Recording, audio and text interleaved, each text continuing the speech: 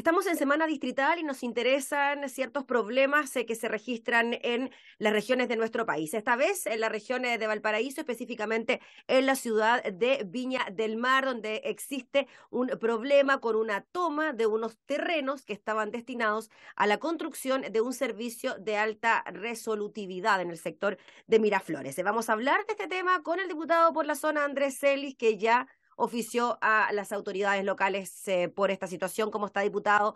Muchas gracias por el contacto. Hola, ¿qué tal? ¿Cómo estás? Muy bien, ¿Todo bien? pues sí, todo bien. Muchas Qué gracias, bueno. diputado. Diputado, nos llama la atención esta situación porque ya hace un tiempo se habla de estos terrenos para la construcción de Sí, un servicio de urgencia de alta resolutividad, pero ese terreno está tomado en este momento. Entonces, claro, es bien poco lo que así se puede es. hacer con un terreno donde viven personas. Es súper complejo, ¿ah? Porque este SAR, como se conoce, viene, a ver, más o menos del año, fue anunciado por la presidenta Bachelet, casi al término de su segundo periodo, estamos hablando del año 2014, no, 2017, Ujú. más o menos, ¿no? Sí, 2017. Y ella lo anunció ya como una obra que ya estaba el financiamiento listo y que ya se iba a empezar a construir. Y fue un anuncio muy aplaudido, no tanto por la ciudadanía que vive en Miraflores, sino Miraflores, Achupaya, Santa Julia, e incluso parte del Plan de Viña. Aquí estamos hablando de más de 150.000 personas, porque además descomprime lo que es el Gustavo Frique, descomprime parte de lo que es Cefán del mismo Miraflores, la Achupaya. Era una tremenda solución, más de 2.000 millones de pesos de inversión, el terreno, un terreno de parte municipal, parte, si bien recuerdo, del Mimbu o del Serviu.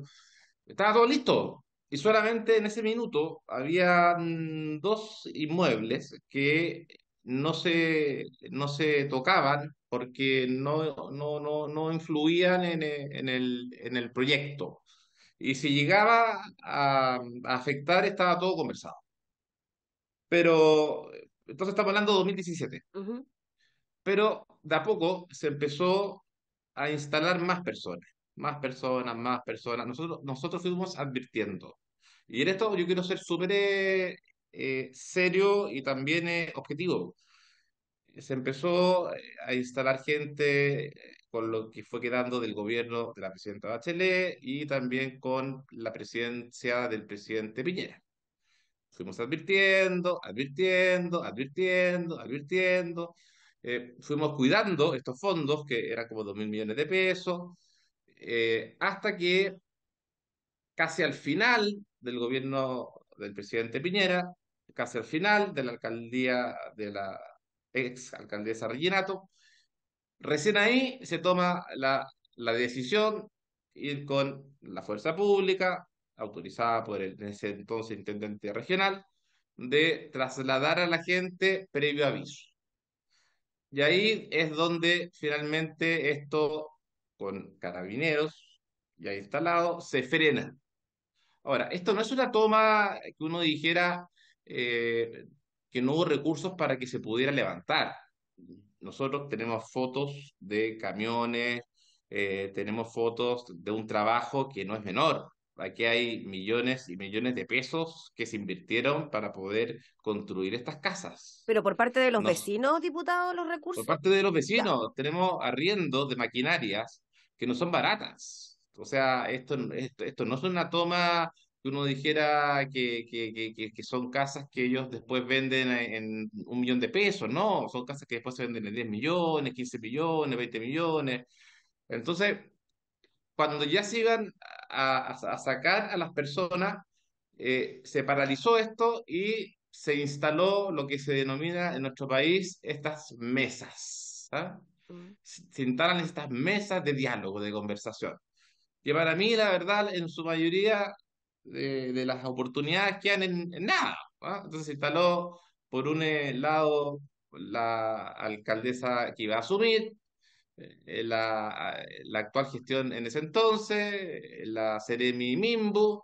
Bueno, ¿y ¿qué se hizo? Se iba a ver caso a caso, ya, para buscar una solución. Pero cuando se vio caso a caso, resulta que la mayoría quería casa. Y no Quería, quería casa, y quería casa, pero no casa en Villa Alemana, en Quilpué. No, quería una casa cerca, po, más cerca en un lugar central. Entonces, algunos le decían, mire, hay una posibilidad de un subsidio en Forestal. No, yo quiero aquí en Miraflores. A otros le dan y les decían, es que ustedes no tienen ni siquiera una libreta de ahorro y hay gente que lleva 10 años con su libreta de ahorro, esto es injusto, es que lo siento mucho, entonces yo voy a seguir con mi casa tomada acá. Y después a otros le decían, mire, aquí le vamos a dar un subsidio de ahorro de 6 meses para que usted empiece a postular y tenga esta oportunidad. No, yo quiero el subsidio eh, completo. Bueno, está bien, pero hay una opción en Forestal. No, es que a Forestal yo no me voy. Entonces, cuando uno ve que no se quiere hacer la fila, cuando uno ve que algunos tenían ingresos como para poder ahorrar, pero no quieren ahorrar porque ven una oportunidad bajo esta presión de que pueden obtener su casa sin ningún dividendo, sin ningún ahorro, sino que bajo presión y ojo, y bajo violencia, porque ven que Viña está plagado de tomas, finalmente a uno como autoridad le molesta y ve el resultado hoy día de Viña del Mar. y Viña del además, Mar es Viña del Mar es la ciudad con más tomas o con más campamentos de todo Chile, porque si yo veo la Manuel Bustos, ese es un verdadero ejemplo de cómo se hacen las cosas. Pero cuando yo me voy por el camino de Las Palmas, yo veo cómo es justamente como no se deben hacer las cosas, porque diputado, y está lleno además, de lugares. sino Sí, que cuando dime. usted hablaba de las alternativas que se le daban a estas personas para poder tener una solución definitiva en tema de vivienda, claro, quizás podría pensarse de que estas familias quieren quedarse en el mismo lugar donde han desarrollado toda su vida. Puede ser comprensible Sí. eso también, ¿no? Pero claro, el punto al que usted dice, hay personas que están en espera, que sí han estado ahorrando en su libreta de ahorro para la vivienda y las alternativas habitacionales quizás deberían partir por ahí. Ahora lo que yo le quería preguntar, diputado, es, ellos presentaron un recurso de protección y finalmente la justicia Así es. rechazó este recurso de protección y había una orden de desalojar a fines del mes de abril. Estamos ya casi a fin de Exactamente. mayo y no hay nada de aquello. Entonces, ¿qué pasa con eso también? ¿No se respeta las órdenes judiciales tampoco? No se respeta porque tampoco hay la intención, en este caso le corresponde a la delegada, yo con los nombres, con todos estos nombres nuevos que hacen, tampoco hay interés de la delegada presidencial en la región de hacerlo porque es ingrato, pero lo que ellos no entienden, que están dejando a 120.000 personas sin salud, sin la posibilidad de descomprimir en las urgencias y más aún con el tema que está pasando con las ISAPRES. Entonces, se van agregando otros elementos que hacen aún más urgente que las personas que están en esos lugares tengan que salir de ahí. Yo te voy a contar muy brevemente un ejemplo que me ocurrió a mí en Cartagena. A mí me tocó intervenir en una toma en Cartagena donde a unos abuelitos lo estaban amenazando de que desocuparan un terreno que al día siguiente iban a entregar a una empresa para construir unos departamentos sociales. Y yo llegué y me enfrenté a estos delincuentes. No sabían que yo era diputado. Ellos estaban en otra toma y me ven a mí y por supuesto no me conocían. Ellos tenían antecedentes policiales, después me enteré, digamos. Y me vienen a mí y me dicen, ¿y tú qué haces aquí? ¿Quién te dio ficha? La típica. Y yo escuchando atentamente, y ellos van y me dicen, bueno, aquí hay dos opciones. O pasa lo que ocurre en la Araucanía y la casa de usted aparece mañana incendiada, o balazo, po. Entonces yo digo, perdón, Sí, pues la Araucanía hay balazos, se queman las casas, nunca encuentran a nadie quién fue, y no sé, pues aquí puede pasar cualquier cosa. Entonces yo digo, eso es una amenaza. Le dije, no, yo estoy diciendo que aquí puede pasar cualquier cosa, pues, imagínate que aquí hay gente que muere, gente y nunca nadie sabe qué fue, puede ser cualquier cosa, y yo llamo a Carabineros. Entonces llega a Carabineros, y yo digo, ¿sabe qué? Yo pues, quiero denunciar a esta persona, le dije yo, por amenaza de muerte. Y se asusta, porque entonces ahí el carabinero me reconoce, diputado, y él dice, pero ¿cómo?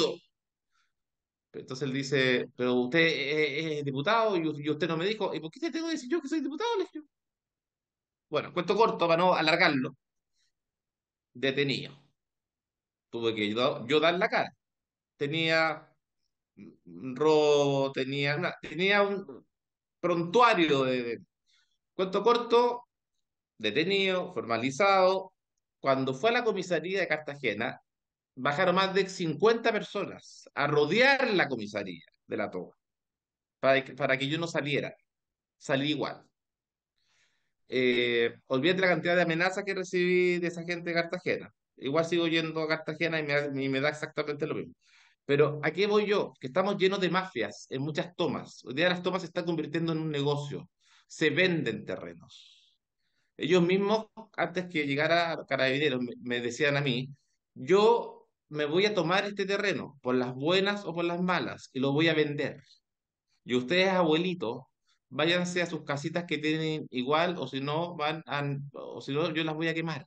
Entonces, estamos en un ambiente donde a veces nos fijamos en cosas que se pueden convivir. Cuando yo veo y yo respeto a un humedal, ¿por qué no tratamos de convivir un humedal con 19 torres, que es lo que ocurrió en el Olivar? Que lamentablemente nos quedamos con una torre que va a convivir con un humedal y nos privamos de 18 torres y con eso 300 departamentos sin viviendas sociales. Entonces creo que Mm. hay una distorsión de tratar de convivir el medio ambiente con las personas. Diputado, en cuanto a las tomas propiamente tal, usted hablaba de que pueden haber mafias al interior de estas agrupaciones, ¿no? Y claro, eso va en desmedro de gente que en algún momento, en alguna dificultad, tuvo que tomarse un terreno, pero que empieza a hacer las cosas bien, conforman estos comités de vivienda, postulan al Sí, subsidio. Y claro, y ahí uno puede entender que quizá hay una intención de querer hacer las cosas bien, de organizarse, etcétera. En este caso, ¿usted ha visto esa intención en esta toma en particular? en esta toma hay aprovechamiento. Hay aprovechamiento porque primero es gente joven, la mayoría, de gente joven. Me he encontrado yo incluso con promotoras que trabajan para marcas muy conocidas y que no ganan un mal sueldo. Pero están más preocupadas ellas de ahorrar para otros intereses porque saben que por esa vía pueden obtener su casa. O Mm. sea, saben que presionando pueden obtener el subsidio. Porque se ha dado en O otras sea, ocasiones. O sea, claro, finalmente se ha solucionado de esa forma. Y con respecto al terreno, diputado, y ya, tomando en consideración de que esta cosa se ha extendido desde el año 2017 a la fecha, estamos en el 2023 y sí, todavía no hay sí. SAR, ¿no se puede construir en otro terreno? O sea, o es muy difícil, no es de llegar y decir, oiga, ¿saben qué? Páseme este terreno y construimos. No. Se podría, se podría construir, pero eso te hace la vuelta mucho más larga. ¿Sabes por qué? Porque perderías la plata. Es tan engorroso y es tan burocrático todo el sistema chileno que, mira, yo estoy seguro que finalmente se va a construir ahí. Ahora, se va a construir, pero ¿qué va a costar? Como yo digo, que en vez que me odien 2 millones de personas, me van a odiar 2,5 millones, como digo yo. Pero yo estoy seguro que se va a construir ahí. Porque yo no voy a renunciar hasta que no se construya ahí. Y no, ojo, y no porque quiera que esas personas se vayan. Primero porque el construir ahí viviendas dignas cuesta muchísimo más caro que construir viviendas dignas en un lugar donde se pueda instalar alcantarillado y todas las redes básicas. Entonces, el construir ahí te cuesta 3 veces más. Entonces, tampoco es un lugar apropiado para poder levantar casas. Entonces, ante cualquier lluvia fuerte, se inunda de inmediato ese lugar. Entonces, no es un lugar apto para la construcción de viviendas. Entonces, tampoco se puede construir ahí. Pero se va a levantar un SAR en ese lugar. Pero lo que requerimos es que los que tenemos un cargo o somos autoridad o funcionarios, tengamos más coraje, seamos más valientes y no tengamos temor. O sea, si al final esta pega, yo sé que tiene su parte ingrata, pero mala suerte. O sea, hay fresco. Como hay políticos frescos, también hay ciudadanos frescos, po. O sea, vayan al Palmar ahí, cuando van a Santiago, está lleno de tomas al lado de la palma chilena, especie arbórea protegida, cuidada, y ninguna autoridad hace nada. La CONAF, nada. Y supuestamente tú no puedes construir en ese lugar. Y todos miran al lado. Y el día de mañana, cuando ocurra alguna catástrofe, ahí recién nos vamos a dar cuenta que nos hicimos los lesos. Yo al menos tengo la conciencia tranquila porque nosotros hemos oficiado, hemos pedido que se hagan las acciones, pero no lo hacen. ¿Sabes por qué? Por los votos. Claro, porque obviamente yo me conflictúo con una población, no sé, de 200, 300, 500 personas, que son 500 votos menos. Pero el día que ocurra un desastre y cuando fallezcan personas, ahí recién se van a dar cuenta que no era un lugar apto para vivir. ¿Por qué? Claro, porque va a ceder el terreno, va a haber un incendio, y ahí recién, bueno, van a darse cuenta de que era mejor ser pesado, entre comillas, una vez o firme, pero mirar lo que está ocurriendo y no cerrar la vista por pensar que con eso puedo ganar un par de votos más. Ya pues, diputado Andrés Celi, le agradecemos por el contacto, que esté muy bien. Ya, pues, y tú también, que estés muy Gracias. Vamos a bien. estar atentos a lo que ocurra, a lo que pueda estar ocurriendo Ya, con estos terrenos. Gracias. Chao, chao. que estés bien. Gracias. Chao. Era el diputado Andrés Celis hablando entonces sobre temas relacionados con tomas de terrenos en la ciudad de Viña del Mar, en la región de Valparaíso.